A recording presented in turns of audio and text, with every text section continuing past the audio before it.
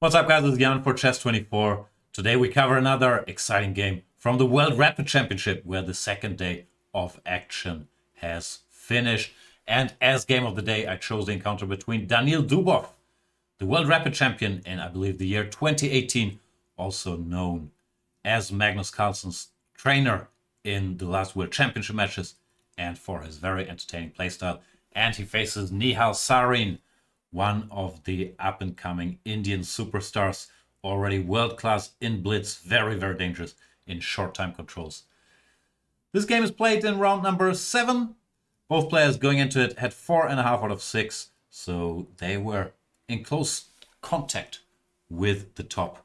And let's have a look at the game, where we might learn something about the Queen's Gambit accepted, because that's the opening that Nihal Sarin chooses after d4. He goes d5, pawn to c4. Daniil is well known as a Catalan specialist. If black played something like e6, knight f3, knight f6, Daniil loves going g3 and then sacrificing his pawn on c4 later. But Nihal didn't want any of this in this game, and he goes d takes c4. The Queen's Gambit accepted. Dubov plays knight to f3, knight to f6, pawn to e3. So this time he does want the pawn back. This is also the very main line for white, other than the move 3e4, which is a whole different topic.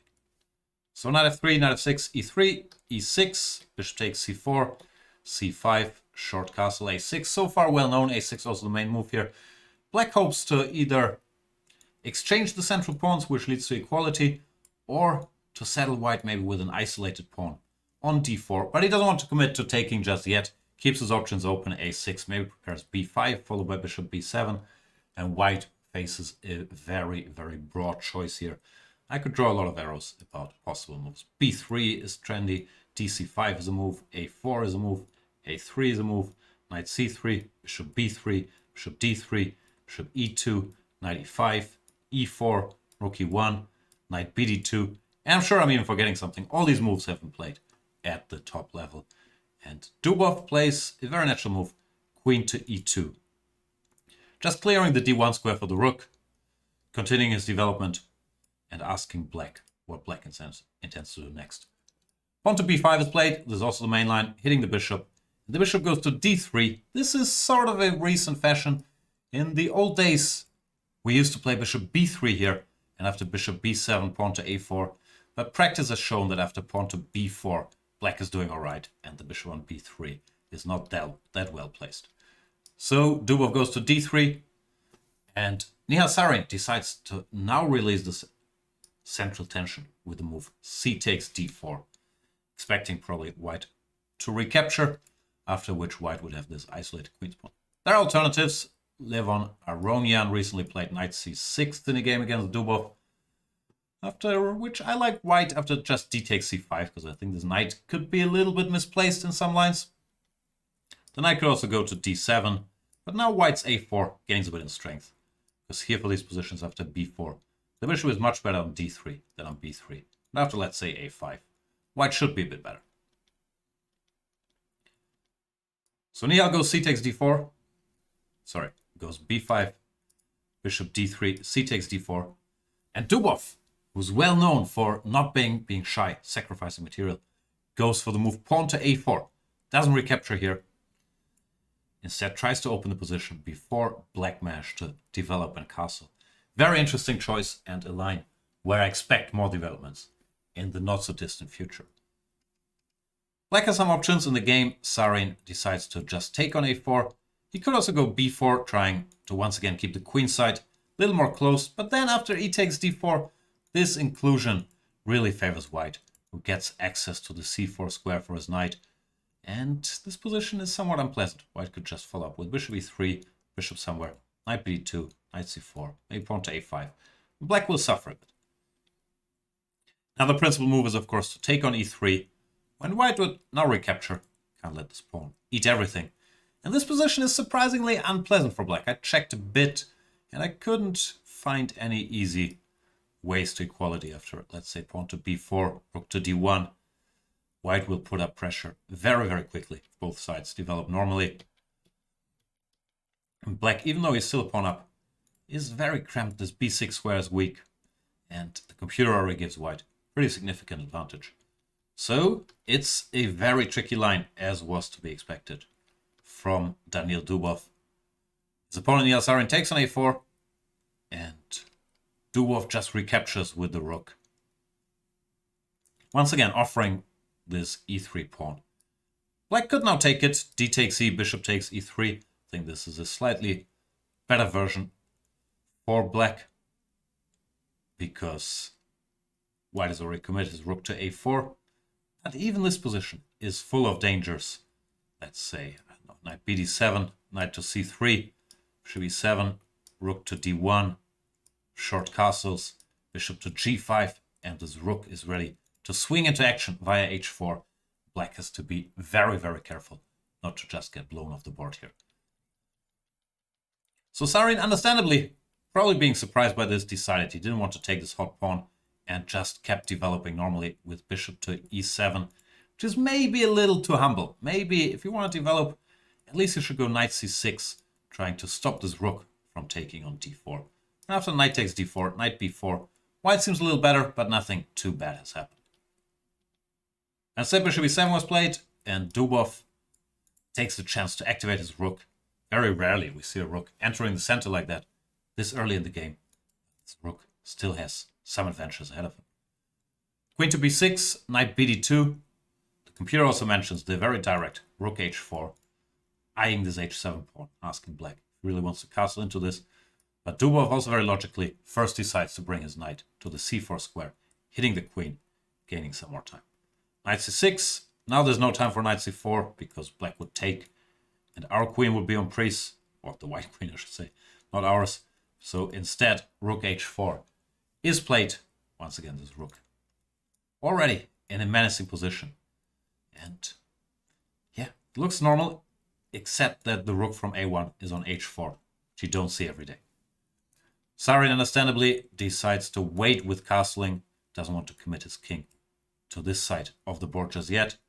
Knight to c4 is logical, queen to c7, and now Dubov proceeds a little slowly. He goes for the move bishop d2, trying to improve his bishop.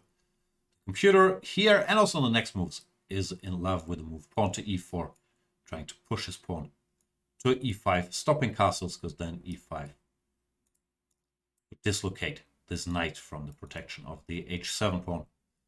So e4 was a serious choice. Here gives something like knight d7, rook to g4. This rook continues its adventures.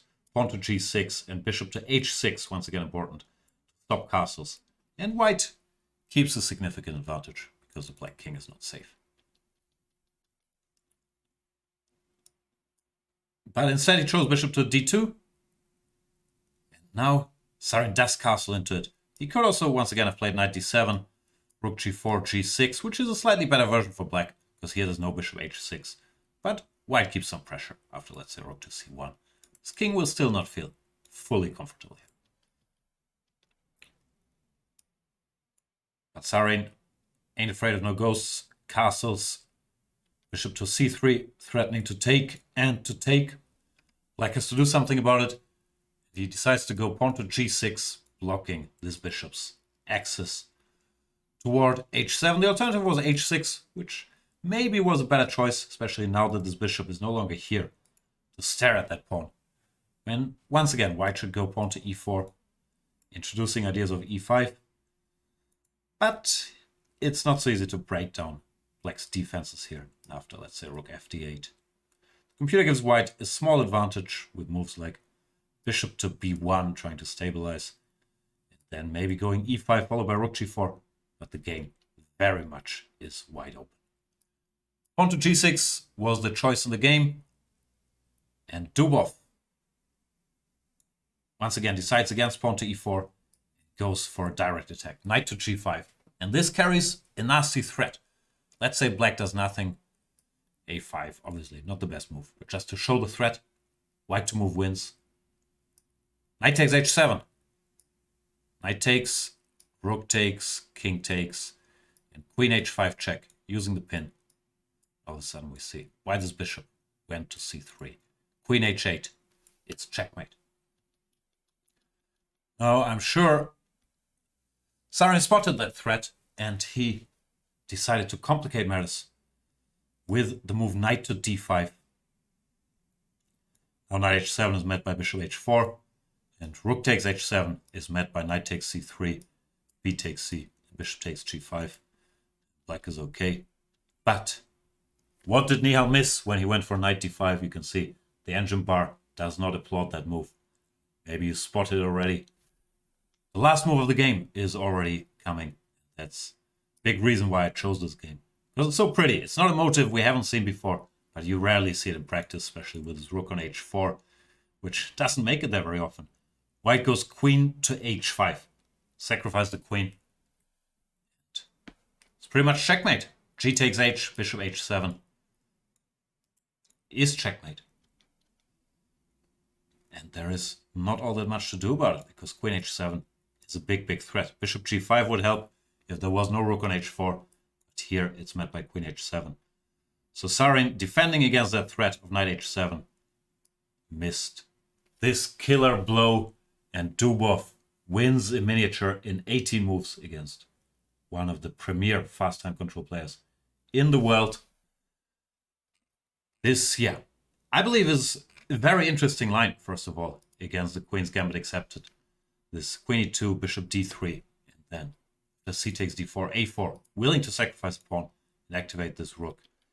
And I haven't seen it very often, that a rook is on h4 on move 13, with most or some of the other pieces not yet developed. And of course, very pretty finish after knight g5, knight d5, queen h5. The only defense here was to play pawn to e5, try to block this bishop, after which white keeps an advantage. With f4, he would try to bring the other rook into the game, but there was no direct knockout blow yet. Black could try to resist with pawn to e4, bishop to b1, and the game continues. It did, however. Dubov won his game, is in good position after the second day, with 4 more rounds to play in the World Rapid Championship. Thanks for watching. Stay tuned. If you want to learn more about the Queen's Gambit Accepted, you can check out Benjamin Gludura's Chessable course on the Queen's Gambit Accepted. And I hope that maybe you also picked up a weapon to play against it occasionally. I certainly did. See you next time.